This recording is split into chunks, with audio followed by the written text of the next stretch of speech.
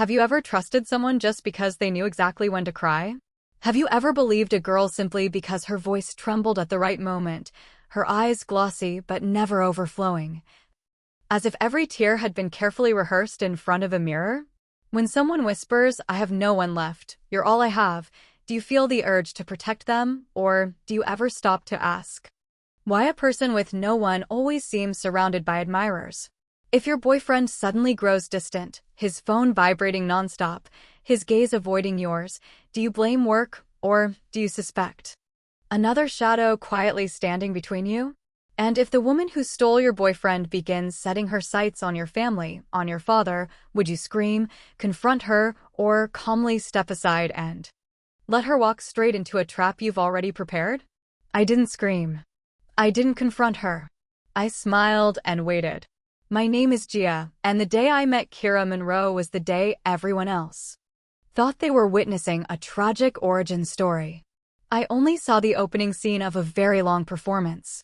The dormitory on the 6th floor of South Bay University smelled like fresh paint mixed with cheap disinfectant. For beds, for desks, for wardrobes. A temporary home for 4 girls who hadn't yet realized how easily kindness could be weaponized. I dragged my suitcase inside, planning to exchange polite introductions and move on, when Kira was already standing there, as if she owned the room. Her t-shirt was faded, clinging just enough to emphasize how thin she was. Her hair fell loosely over her shoulders, soft but intentionally messy, the kind of mess that looked accidental but wasn't. When she looked at me, her eyes shimmered, lower lashes faintly red, as if she had just finished crying or was about to. She didn't ask my name. She didn't ask where I was from. She began with her story. "I've never met my parents," she said softly. Her voice trembled, just slightly. "The winter they found me, it was freezing. My aunt said I was cold to the bone, barely breathing. But I cried so loudly. They said that's how they knew I would survive." The room fell silent. One girl across from me covered her mouth, eyes watering. Kira didn't cry. She didn't need to. The tears stopped perfectly at the corners of her eyes, catching the light just enough to look fragile, not messy. Her chin lifted slightly, a quiet resilience etched into her expression. Then she smiled, small, shy, apologetic, like she hadn't meant to make anyone uncomfortable. Someone clapped. Then another. Applause filled the room. Kira stepped back, the hem of her old shirt riding up just enough to reveal a pale waist. She added casually, like an afterthought, "I don't really have money for new clothes. I just wear the same things year after year." I almost laughed. I had met people like her before. Not in books. Not in psychology lectures. In real life. In courtrooms of public opinion where the one who cried first always won. I shook her hand, smiled politely, played my role perfectly. I even requested this room on purpose. Not because I was naive, but because I wanted to watch her up close. To listen. To memorize her patterns. To learn what kind of bait she liked. I brought expensive skincare, imported perfumes, designer accessories. Not to flaunt, but to test reactions. I handed out small gifts as getting to know you gestures. Kira waved her hands frantically, cheeks flushed. No, that's too expensive. But she took it anyway. She always did. And I knew she didn't want those things. She wanted the source. Kira didn't drink from wells. She took ownership of them. She never had close female friends. Only male professors, male classmates, and a long list of brothers who called her kid or little one while paying her bills. She was always at the department office, always bringing snacks, always speaking gently, always making sure people felt cruel if they didn't help her. Then finals came. She failed 3 courses. The image shattered. The dorm split quietly into sides. My friends on one.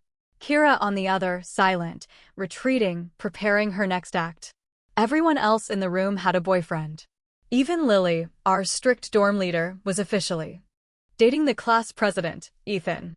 When we joked about relationships, Kira would blush, cover her ears, whisper, "Stop, you're embarrassing me," making us look like bullies.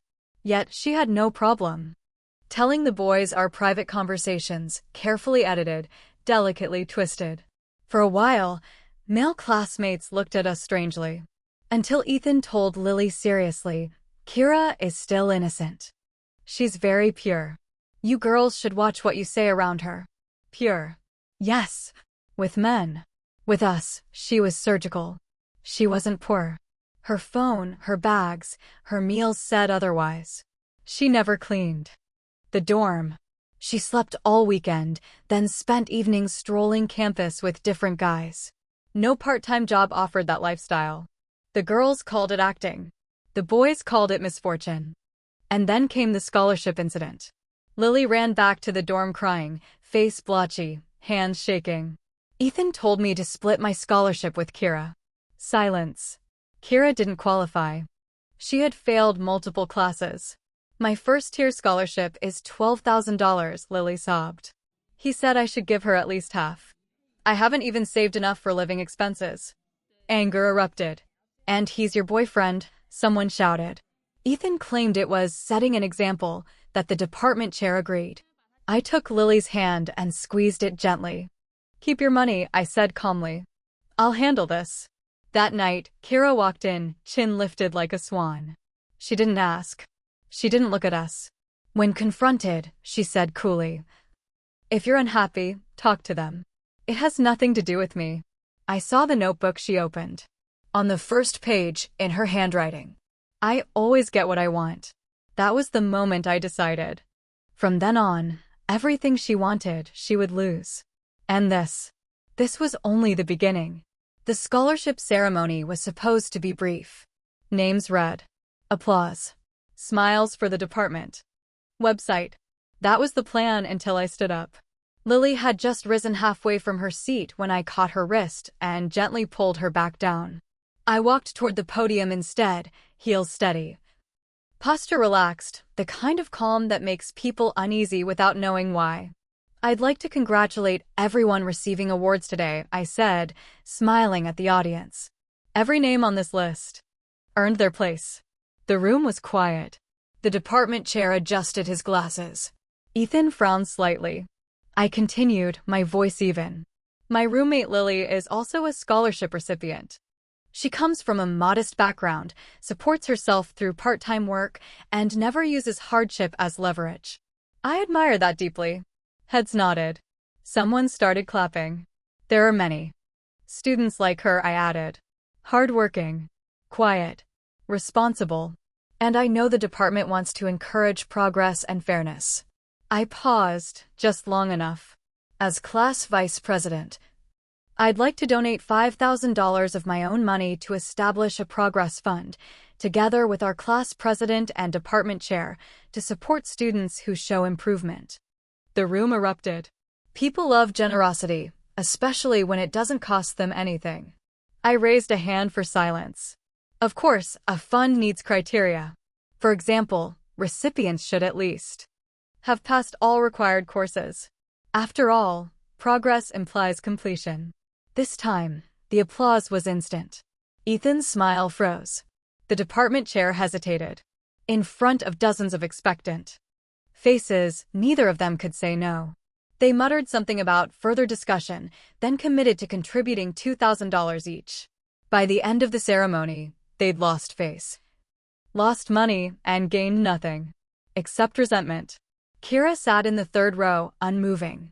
Her lips pressed into a thin line, eyes cold. She didn't qualify for a cent, and for the first time, the rules she loved so much worked against her. That night, she didn't cry. She didn't complain. She waited. The breakup came fast. After the scholarship fiasco, Ethan grew distant. Lily tried to smooth things over, thinking he was embarrassed, that time would help. It didn't. One evening during self-study, Ethan left in a hurry and forgot his phone. Lily grabbed it, ran after him, and the screen lit up. She didn't mean to answer the call, but she did. "Why haven't you come yet?" a soft voice whimpered. "Don't you care about me anymore?" "Kira." Lily stopped walking. Her fingers trembled as she opened the message history. It went on forever, voice messages, photos, transfers, late-night calls. Kira called Ethan Big Brother. Told him how isolated she felt, how cruel we were, how I was a spoiled girl who lived off a rich boyfriend and looked down on everyone. In Kira's version of events, we were villains. She was the only pure soul trapped among jealous women. She sent videos of herself crying into a pillow, eyes red, shoulders shaking, whispering, "You're all I have left." The timestamps were brutal. Many messages were sent while Ethan was supposed to be with Lily. Lily came back to the dorm silent. When she showed us the phone, anger exploded. Someone suggested confronting them. Immediately. I shook my head. No, I said. That would be too kind. Instead, Lily uploaded screenshots, messages, bank transfers, missed calls into the class group chat. The effect was immediate. Shock. Confusion. Then fury. Class president cheating. Money involved. Kira's innocent act cracking. A guy named Victor finally asked the question everyone was thinking. How many brothers do you actually have, Kira? Didn't you say last week that Simon was the only one? Another followed. Simon gives you $3,000 a month, right? Then why did you ask Ethan to buy you a laptop? The chat exploded. People shared stories. Sightings. Patterns. Kira didn't reply. Neither did Ethan. By morning, 6 people had left the group chat. 5 of them were men who'd once defended her. The 6th was our department chair. That night, we ordered seafood hot pot and laughed until our stomachs hurt. Not out of cruelty, but relief. Masks are heavy things. Watching one fall can feel like justice. The atmosphere in the dorm changed overnight. Snacks were shared, except with Kira. Jokes were told when she wasn't around. One day, someone snapped at her, "Why are you still here?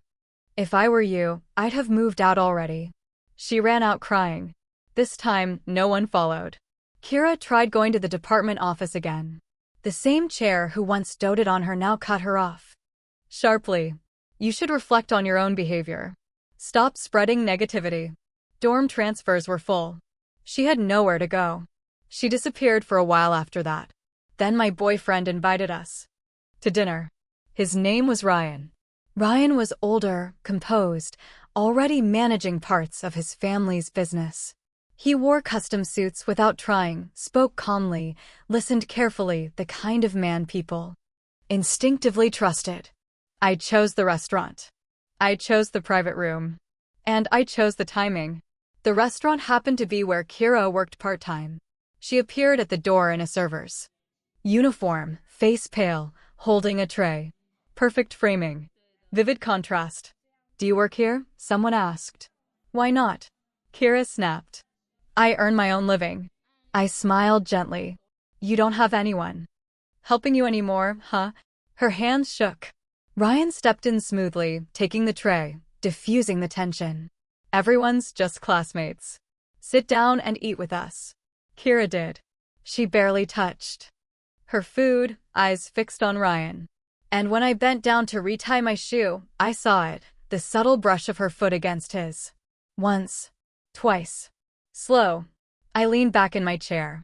The fish had taken the bait. Within weeks, Kira had a new boyfriend. She came to class late, hair perfectly styled, coat draped just right, luxury bag on display. Rumors spread, sports car, expensive gifts, weekend getaways. She loved making sure I saw. One morning, while I was washing my face, she stood beside me, holding several tubes of cleanser. My boyfriend knows I have sensitive skin, so he bought every brand for me to try. Money doesn't matter. Time does. I rinsed calmly. Sensitive skin shouldn't experiment too much. And gifts aren't the same as respect. She glared. You're just jealous. I smiled. If you say so. That night, Ryan picked me up to see a movie. His phone kept buzzing. He muted it again and again. I asked casually, what do you think of Kira? He paused. Just a fraction of a second. She's pitiful, he said. Girls like that need understanding. That was all I needed to hear. When his phone rang again, I told him to drop me off. He didn't argue. I checked my phone. Kira had posted a photo 30 minutes earlier. Bloodied legs, hospital floor, captioned. I have nothing. No family. No one. Is life even worth living? I forwarded it to a journalist. By the next morning, my house was loud. My mother threw printed photos onto the coffee table. Headlines blared across her phone. Heir to Ryan Group suspected of abandoning socialite girl for poor student. In every image, Ryan was carrying a girl in a white dress. Her face hidden. Her legs unmistakable. Kira. I picked up the photos slowly. Pretended to shake. Pretended to cry. And waited for the world to turn. The living room had never felt so small. My mother stood rigid by the coffee table, her phone clenched in one hand, the screen still glowing with headlines that refused to disappear no matter how many times she refreshed them. Ryan's parents sat across from her, smiles forced, voices low and apologetic, as if the right tone might rewind time. Ryan stood to the side, head lowered, shoulders tense. For the first time since I had known him, he looked unsure, like a man who had stepped off solid ground and realized too late that he didn't know how to swim. I picked up one of the printed photos from the table. The image was painfully clear. Ryan carrying a girl in a white dress through the hospital entrance, his jaw tight, his arms protective. Her face was hidden, pressed against his chest, but her legs, those pale, slender legs streaked with dried blood, were unmistakable. Kira had always known how to frame herself. I inhaled sharply, letting my breath shake just enough. What is this? My voice cracked on cue. Ryan, can you explain this to me? His parents opened their mouths at the same time. Gia. This is a misunderstanding. She's just a girl who needed help. Ryan finally looked up. His eyes met mine and flickered away. Gia, he said hoarsely. She's very fragile. She has no family. She panicked. She couldn't go to the hospital alone. Something inside me went cold. So you went with her, I said softly. You held her. You let the world believe you abandoned your fiancé for her. She needed me, he replied. You'd be fine without me. The room went silent. My mother slapped the table. Enough, she said, her voice sharp as broken glass. Do you hear yourself? Do you have any idea what you're saying? Ryan's father stood up, flustered. Madam, my son was confused. Young people make mistakes. This engagement is over. My mother cut in. Immediately. Ryan stepped forward. Gia. I turned away from him. I ran upstairs, shut the bedroom door, and collapsed onto the bed, burying my face into the pillow. My shoulders shook. My breathing broke. My hands clenched the sheets. From the outside, it was a perfect picture of devastation. Inside, I was calm. This was exactly where I wanted him. 10 minutes later, my mother came in quietly and sat beside me. She rested a hand on my back, heavy with guilt. He doesn't deserve you, she said. We'll find someone better. Or we won't. You don't have to marry anyone if you don't want to. I sniffed, wiped my eyes. I don't want to think about relationships anymore. She sighed. Then don't. When she left, I sat up instantly. Dry-eyed. Clear-headed. The engagement had been my mother's idea. Breaking it publicly, humiliating Ryan's family, ensured she wouldn't push me again for a very long time. And Kira? She thought she'd won. Back on campus, the atmosphere shifted again. People looked at me with pity now.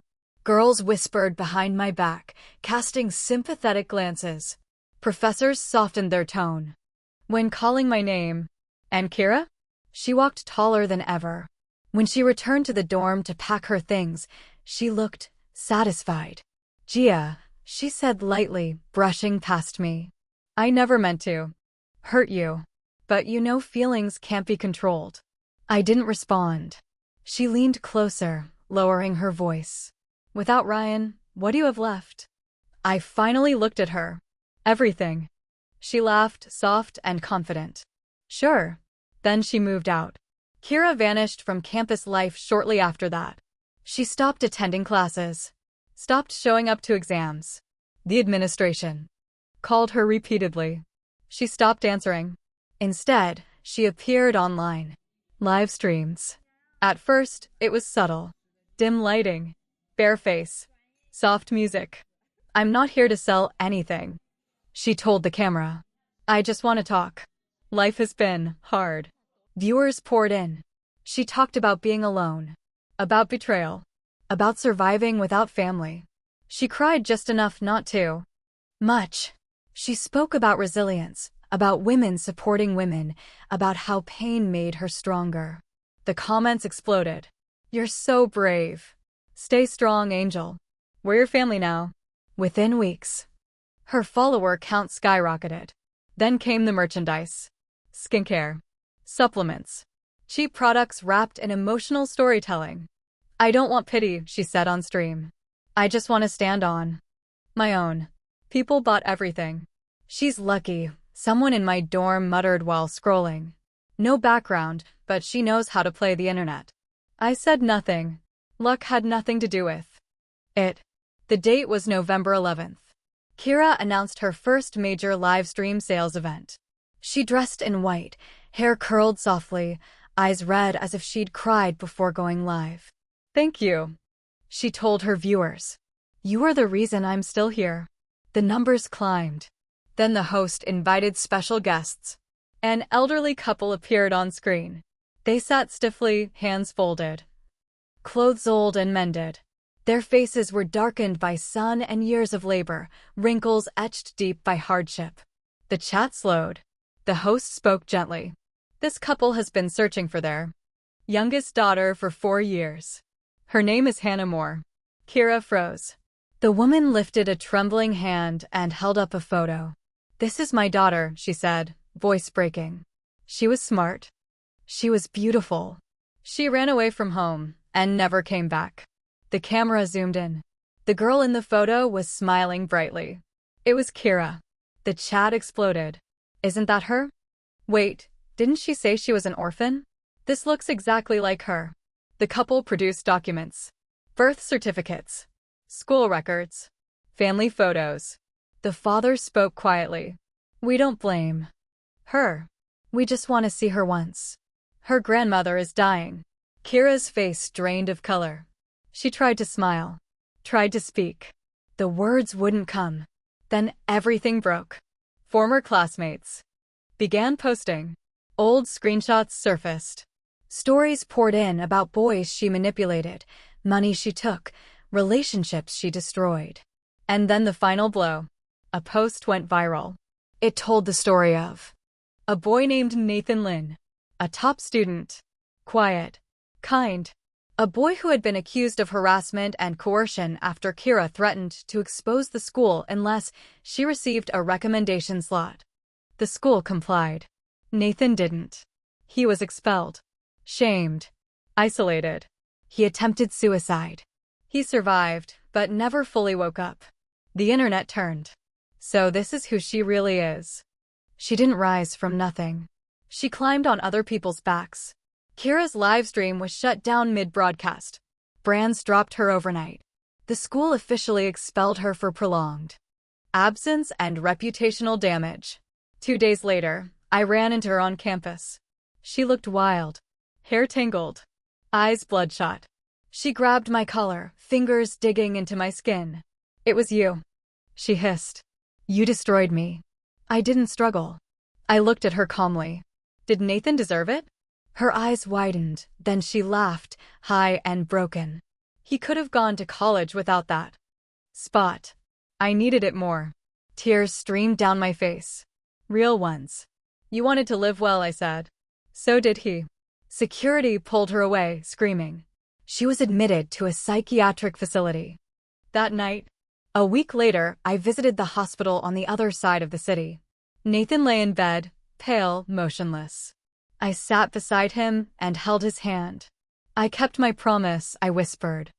I didn't let her win. His fingers twitched. Just slightly. For the first time in a year, the monitor changed rhythm. I smiled through tears. Because some traps aren't meant to kill. They're meant to end lies. The hospital smelled like disinfectant and quiet despair. I had been there so many times that the nurses no longer asked who I was. They simply nodded when they saw me. Their expressions soft, resigned, as if they understood that some people weren't visitors anymore. They were part of the room. Nathan lay still, just as he had for over a year. His skin was pale, almost translucent, lashes resting against his cheeks like shadows. Machines hummed softly around him, measuring a life that seemed to hover on the edge of presence. I pulled a chair closer and sat down, taking his hand. It was thinner than I remembered. Lighter. I finished it, I said quietly. Everything. The room didn't respond, but I spoke anyway. I don't know if you'd be angry with me. You probably would be. You were always better than me that way. I smiled faintly. You believed people could change. I looked at the window, rain sliding down the glass in slow, uneven trails. I didn't do this because I'm righteous, I continued. I did it because I couldn't stand the idea that she got to walk away clean. That she got to rewrite history and turn you into a villain. My throat tightened. You saved me once, Nathan. You probably don't even remember. I was a horrible kid back then, angry, loud, always acting out because it was easier than being invisible. Everyone said I was trouble. Everyone except you.